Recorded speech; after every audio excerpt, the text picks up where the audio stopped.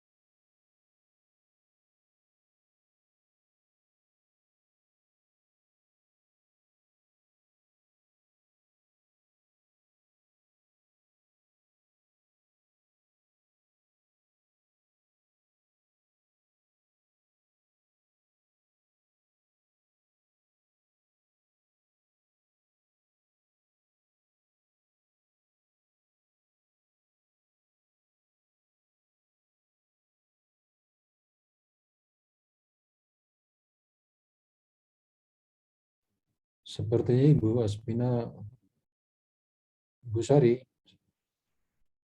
Iya, Pak. Ibu Aspina keluar ya? Iya, Pak. Mungkin jaringannya Ibu Aspina, Pak. Soalnya tadi cuma pakai HP. Oh ya, mungkin beliau sudah mempersilahkan peserta untuk segera menyampaikan. Ya, baik, Ibu Nur Rahma. Langsung saja, Bu.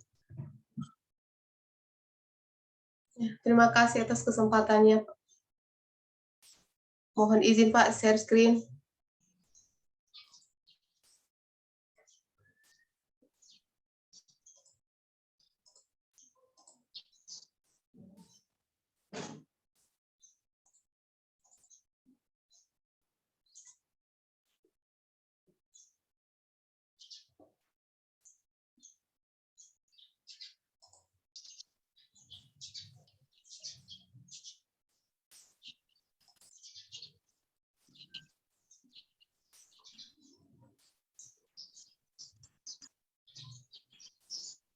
Bismillahirrahmanirrahim.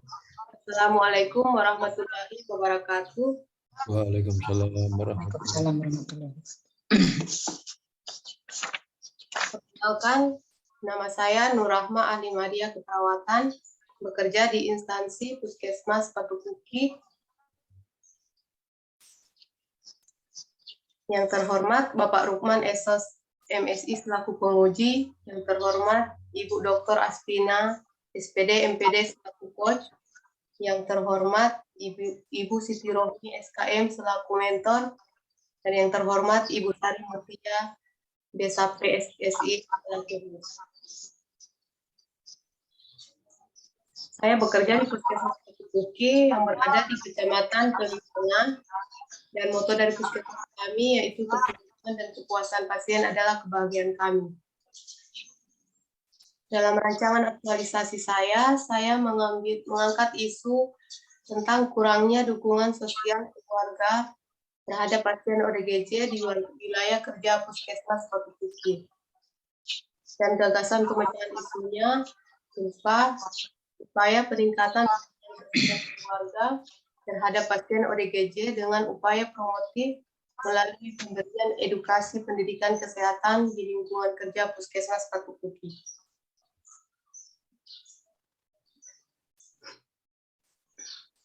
Yang melatar belakangi saya mengangkat isu ini menjadi isu prioritas dikarenakan yang pertama, karena tingginya kasus ODGJ.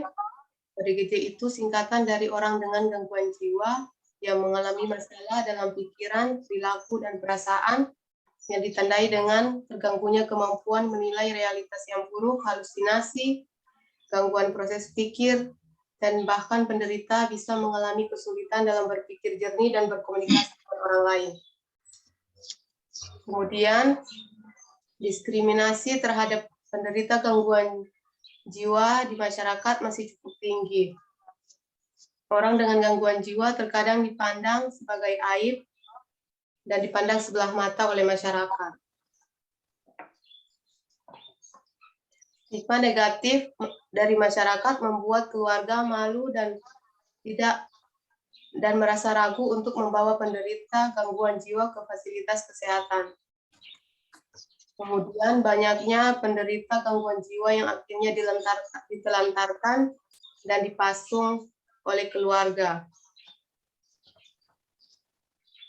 Persepsi masyarakat pada gangguan jiwa terjadi karena kurangnya pengetahuan masyarakat dan keluarga tentang kesehatan jiwa.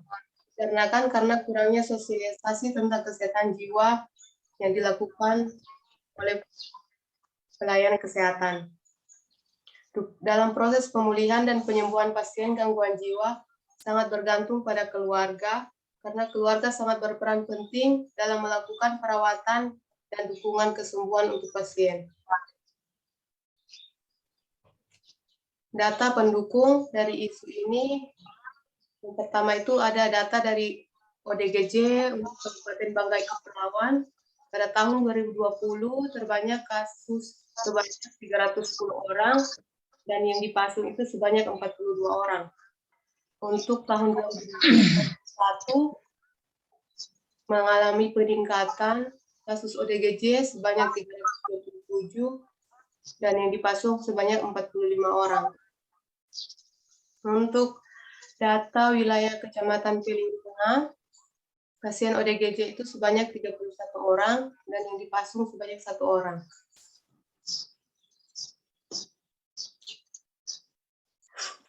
Identifikasi itu di puskesmas ada beberapa isu yang saya amati terjadi di puskesmas. Yang pertama itu kurangnya kesadaran masyarakat dalam penerapan protokol kesehatan 3M. Yang kedua, belum optimalnya sterilisasi alat medis. Yang ketiga, kurangnya dukungan sosial keluarga terhadap pasien ODGJ. Yang keempat, intervensi dilakukan setelah dilakukannya tindakan. Dan yang kelima itu kurangnya kepatuhan pegawai dalam hand hygiene. Kemudian dalam menentukan isunya itu saya menggunakan teknik APKL dan USG.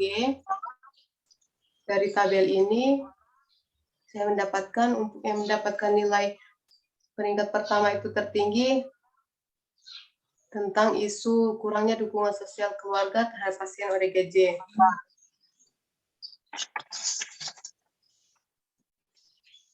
Untuk ini identifikasi isu dengan teknik USG.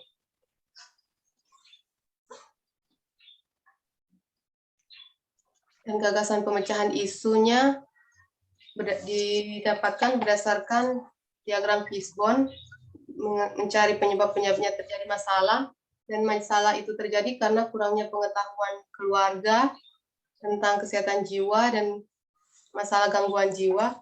Maka dari itu saya mengambil pemecahan isunya berupa upaya peningkatan dukungan sosial keluarga terhadap pasien ODGJ dengan upaya promotif melalui pemberian edukasi pendidikan kesehatan di wilayah kerja Puskesmas Patupuki. Adapun rencana kegiatan dari gagasan pemecahan isu yang akan saya lakukan, itu ada 6 kegiatan. Yang pertama, melakukan konsultasi dan koordinasi kegiatan. Yang kedua, menetapkan SOP pendampingan ODGJ. Yang ketiga itu membuat media edukasi kesehatan jiwa. Kegiatan yang keempat, melakukan edukasi kepada keluarga pasien. Yang kelima itu melakukan pendampingan keluarga dalam perawatan pasien. Dan yang kegiatan keenam, melakukan evaluasi.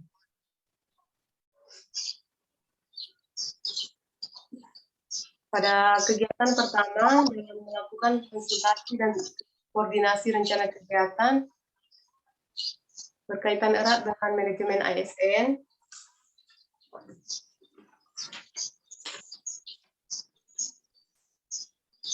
Sebagai seorang ASN harus melakukan fungsinya dengan baik sebagai pelayanan publik yang profesional dan berkualitas. Kemudian kegiatan ini juga berkontribusi pada pencapaian visi misi daerah yang nomor 1, yaitu menciptakan pemerintahan yang bersih, berwibawa, dan inovatif. Kegiatan ini juga turut memperkuat tata nilai Puskesmas, yaitu ramah, pelayanan yang ditandai dengan senyum dan salam sapa yang hangat. Dalam kegiatan ini terdapat 3-4 tahapan yang akan saya lakukan. Yang pertama, tahapan pertama itu menyiapkan bahan yang akan dikonsultasikan. Dalam menyiapkan bahan yang akan dikonsultasikan, saya akan mengaktualisasikan nilai tanggung jawab dan kejelasan target, nilai ketuhanan, nilai terbuka dan transparansi, nilai efisien dan orientasi mutu, serta nilai kerja keras. Dan output hasil yang didapatkan dari tahapan kegiatan ini ada dokumen rancangan. Tahapan kedua dari kegiatan ini adalah mendiskusikan dengan mentor.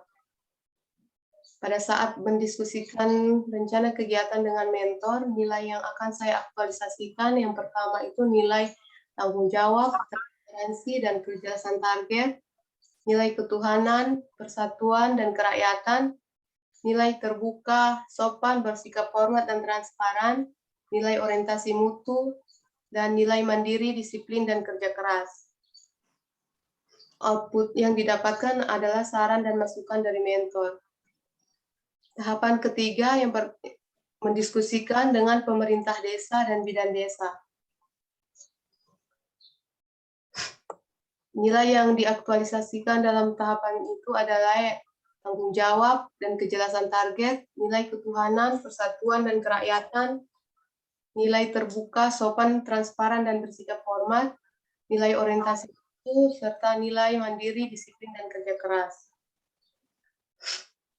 Kemudian tahapan keempat, memohon persetujuan atas pelaksanaan kegiatan.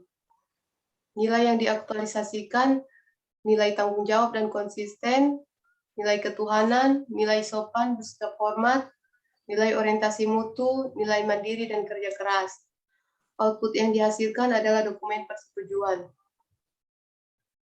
Untuk kegiatan yang kedua, yaitu menetapkan SOP pendampingan pasien ODGJ.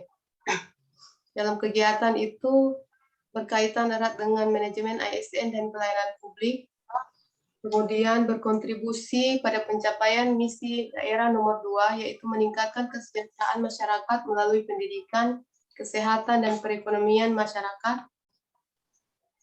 Dan untuk kegiatan ini memperkuat tata nilai Puskesmas berupa ulet dan kreatif.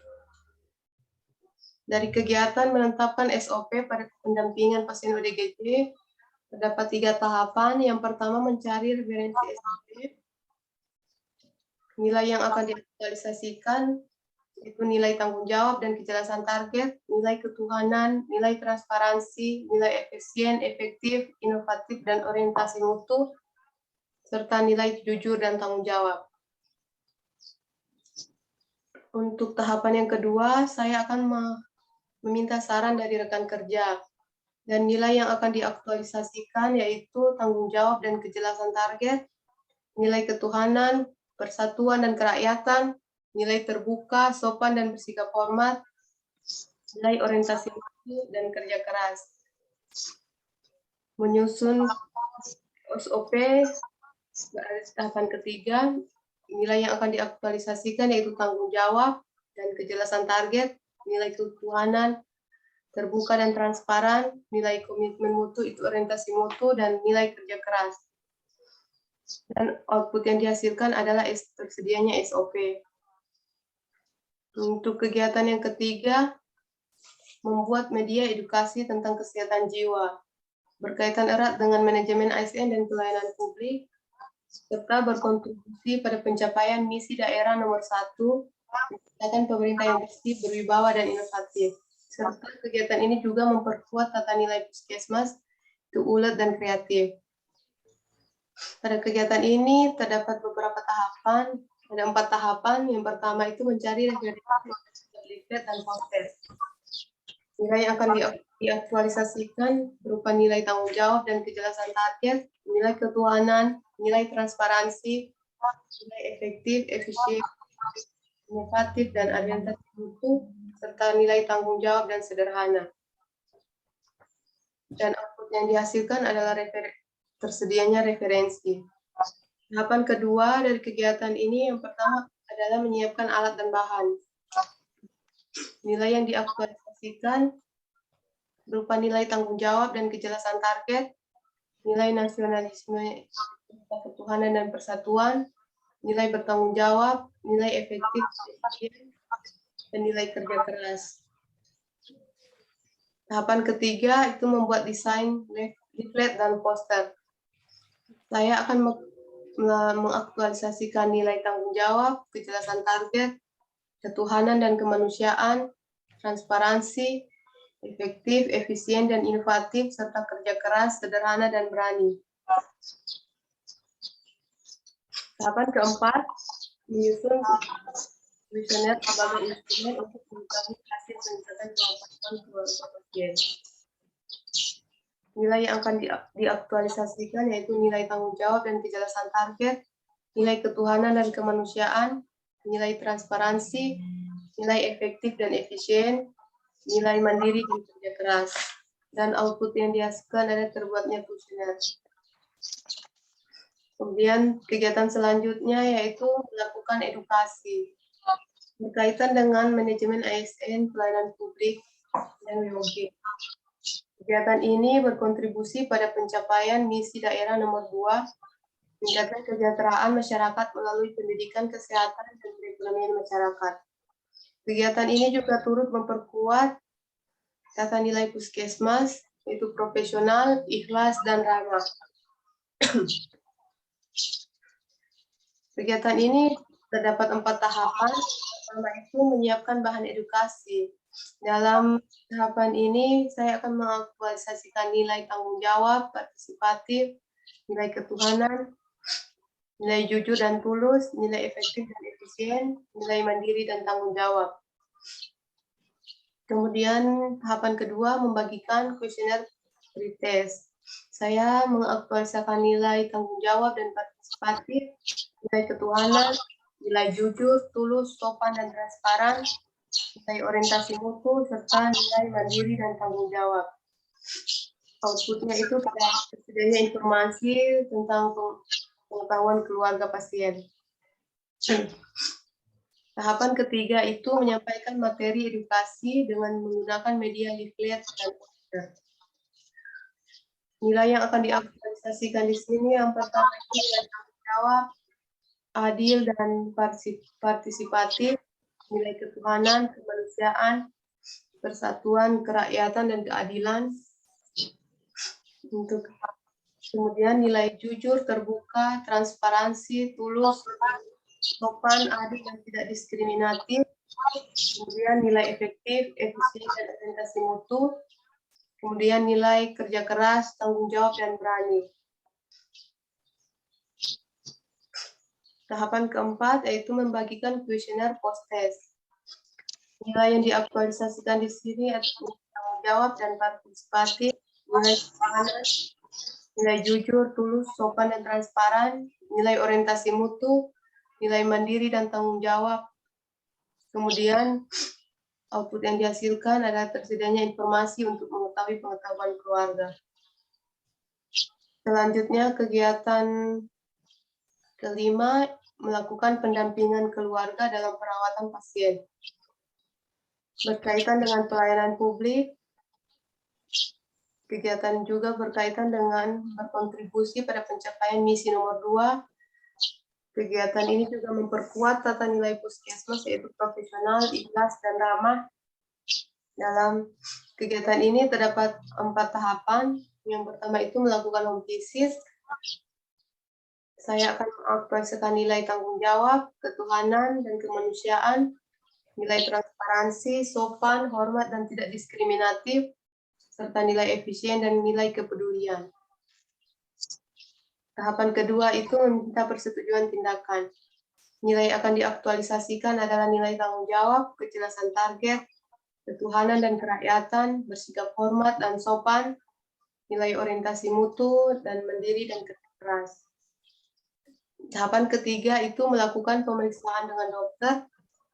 Nilai akan diaktualisasikan yaitu nilai tanggung jawab dan transparan, nilai ketuhanan dan kemanusiaan, nilai sopan dan transparan, nilai orientasi mutu, dan kerja keras.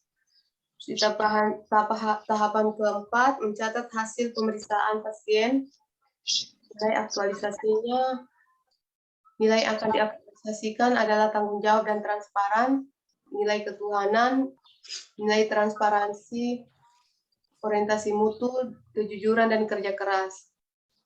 Yang kegiatan yang terakhir itu kegiatan melakukan evaluasi berkaitan dengan manajemen ASN dan pelayanan publik dan berkontribusi pada pencapaian misi daerah yang nomor 2 serta membuat tata nilai puskesmas profesional dan ulet. Dan tahapan kegiatan dari melakukan evaluasi terdapat 4 tahapan. Tahapan pertama, peningkatan pengetahuan dengan mengetahui peningkatan pengetahuan dan peningkatan dukungan keluarga. Nilai akuntabilitas yang diaktualisasikan ada nilai tanggung jawab, nilai ketuhanan, nilai transparansi, nilai orientasi mutu, nilai kejujuran dan tanggung jawab. Kemudian tahapan kedua yaitu melakukan konsultasi kembali dengan mentor terkait hasil evaluasi. Nilai yang diaktualisasikan di sini yang pertama tanggung jawab, nilai kerakyatan, nilai sopan dan bersikap hormat, nilai orientasi mutu, dan nilai tanggung jawab. Tahapan ketiga, yang pertama itu nilai yang akan diaktualisasikan, nilai tanggung jawab, nilai ketuhanan, nilai terbuka dan transparansi, nilai orientasi mutu, dan nilai kerja keras dan tanggung jawab. Dan tahapan yang keempat itu membuat laporan hasil evaluasi. Nilai yang akan diaktualisasikan di sini adalah nilai tanggung jawab, nilai ketuhanan, nilai terbuka dan transparansi, nilai orientasi mutu, dan nilai kerja keras dan tanggung jawab. Cukup, Bu Rahma. Ya, terima kasih, Bu. Ya, baik. Baik, terima kasih Bu Nur Rahma telah mempresentasikan rancangan aktualisasinya. Selanjutnya kami persilakan kepada Ibu Mentor. Ibu Mentor silakan memberikan beberapa penguatan ataupun dukungan berkaitan dengan rancangan aktualisasi yang telah disusun oleh Bu Nur Rahma. Silakan Bu Mentor, Bu Siti. Ya, terima kasih. Assalamualaikum warahmatullahi wabarakatuh. Bapak penguji yang saya hormati, Ibu Koats yang saya hormati, beserta Latsar Nur Rahma yang saya banggakan. Puji syukur kita panjatkan kehadirat Allah Subhanahu wa taala karena masih diberi kesehatan untuk sama-sama hadir di tempat ini. Jadi saya sebagai Kepala Puskesmas merasa terbantu dengan adanya rancangan aktualisasi tentang isu ODGJ. Karena memang menjadi masalah bagi kami di Puskesmas Patupuki dengan adanya 31 orang ODGJ, kemudian 1 orang yang dipasung. Sehingga kami merencanakan untuk insya Allah di tahun 2022 Puskesmas Piling Tengah itu bebas pasung, artinya yang 1 orang tidak lagi dipasung. Yang kami juga sudah lakukan bersama itu yaitu koordinasi lintas sektoral bersama dengan Kepala Desa, Dinas Sosial untuk bagaimana caranya ODGJ ini kita bisa bawa ke sistem rujukan untuk bisa diobati sehingga bisa mengurangi jumlah ODGJ yang ada di Puskesmas Patupuki. Selanjutnya tahapan-tahapan yang sudah dilakukan peserta Latsar CPNS sudah sangat baik dan isu yang juga dipaparkan ini bagi kami sangat baik juga. Barangkali itu saja dari saya. Terima kasih. Assalamualaikum warahmatullahi wabarakatuh dan selamat siang. Baik, waalaikumsalam warahmatullahi wabarakatuh. Baik Bu Mentor, terima kasih banyak atas penguatannya. Mudah-mudahan dengan kegiatan ini bisa berkurang ya ODGJ-nya Bu ya. Insya Allah Bu, insya Allah ya. Karena termasuk tinggi juga tuh angkanya tadi. Ya baik. Selanjutnya kami persilakan kepada Bapak penguji Pak Rukman, silakan Pak. Baik, terima kasih untuk Ibu Coach, Ibu Aspina yang saya hormati. Kemudian Ibu Mentor yang saya hormati. Dan terakhir yang saya banggakan, peserta latsar pada siang hari ini. Assalamualaikum warahmatullahi wabarakatuh. Waalaikumsalam warahmatullahi wabarakatuh. Baik, saya langsung koreksi saja ke peserta. Bu Nur Rahma, nilai-nilai dasar ASN atau nilai-nilai dasar PNS?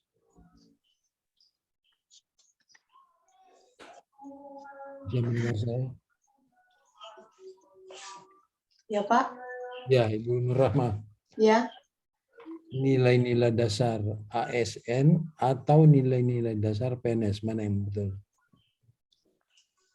Nilai-nilai dasar profesi PNS. Betul. Ya.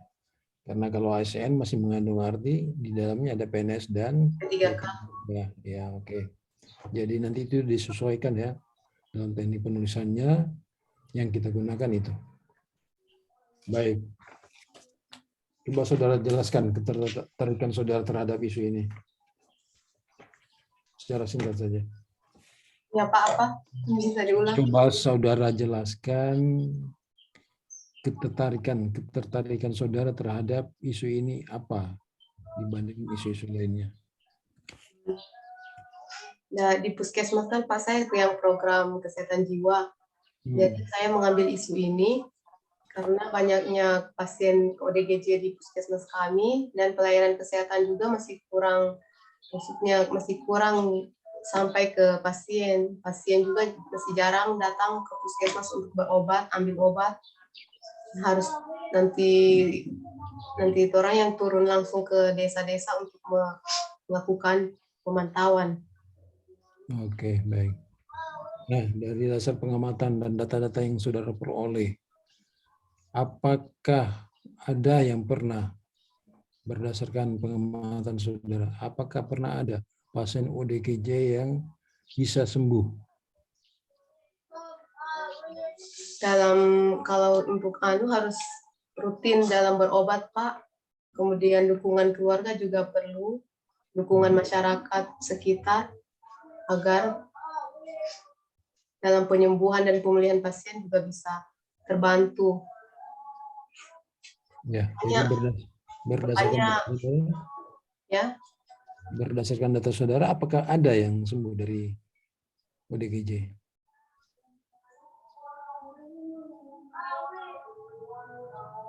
Ya Pak, kalau dengan dukungan keluarga peningkatan pengetahuan juga meningkat, insya Allah dengan proses penyembuhan ODGJ ini memakan waktu yang lama karena pengobatannya juga harus rutin, obatnya diminum agar bisa. Ya, saya ingin apa yang saudara lakukan ini berdampak positif. Jadi ada kesadaran dan kemudian nantinya dukungan keluarga ini bisa membuat pasien-pasien ODGJ itu bisa berkurang. Iya. Iya. Oke, baik. Nah, dalam saudara menyiapkan bahan, kemudian aturan-aturan apa yang saudara gunakan dalam aktualisasikan nanti? Aturan apa Pak? Aturan-aturan apa yang kan ada SOP yang sudah saudara? Iya. Seperti apa SOP-nya? SOP-nya yang mengacu pada SOP yang sudah ada, melakukan kunjungan rumah, kemudian meminta persetujuan pasien dan keluarga, kemudian melakukan pemeriksaan, dan ada juga satu melakukan konseling keluarga. Nah, dengan cara saudara turun langsung, ya, atau kunjungan saudara rumah, melakukan kunjungan rumah pada pasien. Ya, visit home berarti saudara. Apakah saudara dibantu oleh teman-teman saudara, rekan-rekan kerja, atau ada yang saudara ikutkan? Iya, ditemani dengan dokter puskesmas, Pak. Bagaimana caranya? Apakah saudara mengumpulkan atau memang dalam hari ini misalnya berapa hari, hari ini sekian rumah, atau kemudian seperti apa? Oh iya, kegiatannya biasa turun langsung bersama dokter. Dalam satu hari itu biasa turun di satu desa, Kak, Pak. Karena di Piling Tengah desanya agak-agak berjauhan dan jalannya juga kondisinya tidak bagus. Jadi turun ke rumah masing-masing, door to door begitu, Pak. Oke, wilayah kerja saudara ada berapa desa? 11 desa, Pak. Nah, waktu 1 minggu itu apa cukup untuk bisa melakukan edukasi, kemudian tindakan selanjutnya? Ya kan dalam jadwal kegiatan itu kan minggu pertama saya ambil tentang melakukan konsultasi dengan mentor, koordinasi juga dengan bidan desa dan pemerintah desa. Kemudian sekali juga bisa menyiapkan bahan edukasi. Dan di minggu kedua dan minggu ketiga itu saya bisa aktualisasikan untuk turun bersama dengan dokter, melakukan kegiatan edukasi. Kemudian selanjutnya turun untuk melakukan pendampingan perawatan pasien. Jadi langsung pasien bersangkutan saudara melakukan bimbingan. Ya, dengan keluarga pasien, Pak. Oh ya, jangan takut nanti pasiennya bertindak yang tidak Iya. seharusnya. Oke. Nah, dari pengalaman yang sudah selama saudara bekerja, kira-kira saudara optimis kegiatan ini dengan waktu yang tersedia apakah cukup sasaran yang ingin saudara capai? Insya Allah bisa, Pak. Karena dengan peningkatan pengetahuan keluarga bisa membantu pasien dalam pemulihan dan bisa membantu pasien dalam pengobatan. Bisa membawa pasien mencari ke pelayanan kesehatan di puskesmas dan bisa menghubungi bidan-bidan desa kalau macam terjadi sesuatu dengan pasien. Kalau peningkatan pengetahuan keluarga sudah meningkat. Oke. Tentu banyak yang terlibat di dalam ini. Teman sejawat sendiri komentarnya apa terhadap saudara melakukan kegiatan ini? Teman-teman juga mendukung kegiatan ini, Pak. Ya. Bentuk dukungannya? Bentuk dukungan yang teman-teman sejawat lakukan, mendukung kalau saya membantu saya kalau macam pergi ya, bersedia ya. Rumah, bersedia membantu ya, saya. Jadi dukungan mereka adalah bersedia untuk membantu saudara mengunjungi tempat-tempat atau keluarga. Iya. Baik. Saudara akan memanggil kuesioner setelah melakukan edukasi. Iya, sebelum melakukan edukasi membagikan kuesioner dulu supaya bisa diukur nanti pas ada sebelum edukasi dan sesudah edukasi dibagikan kuesioner, Pak. Jadi ada tolak ukur, ada tidak perubahannya peningkatan pengetahuan atau tidak. Baik, jadi evaluasi yang saudara lakukan nanti melihat ya seberapa jauh edukasi pendampingan. Ya, pemahaman dan peningkatan pengetahuannya keluarga dari edukasi itu. Ya, saya berharap kegiatan 1 minggu itu bisa ya, karena banyak hal yang harus saudara capai. Nanti dikonsultasikan kembali kepada mentor, kira-kira waktu itu apa masih bisa ditambahkan. Ya, Pak. Di minggu kedua sudah ada kegiatan itu berbarengan dengan edukasi dan pendampingan. Ya, Pak. Bagi saudara, manfaat apa yang saudara dapatkan? Dalam kegiatan ini, manfaat yang bisa saya dapatkan adalah memperoleh wawasan baru dan mendapatkan pengalaman serta kemampuan dalam melakukan pelayanan, khususnya dalam pelayanan kesehatan pasien jiwa.